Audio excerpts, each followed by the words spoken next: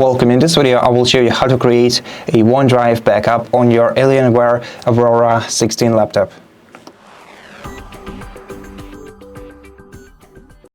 So first of all, we're gonna have to open Start menu and go to Settings.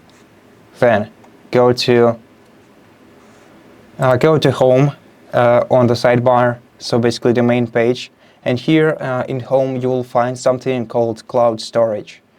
And to set up your backup, you're going to have to select PC Backup right here. Then on the first page of Windows Backup, you'll be able to choose which folders, apps, settings, and credentials you want to backup in your OneDrive folder.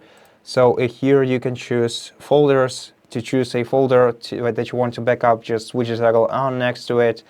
To choose apps, you have to switch the toggles here if you have any toggles.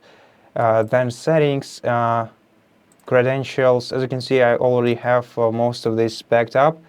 And then you're going to have to click continue and wait until the backup is created.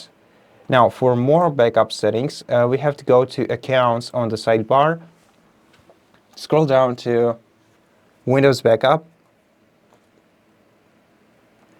And here you'll be able to see what is synchronized with your cloud.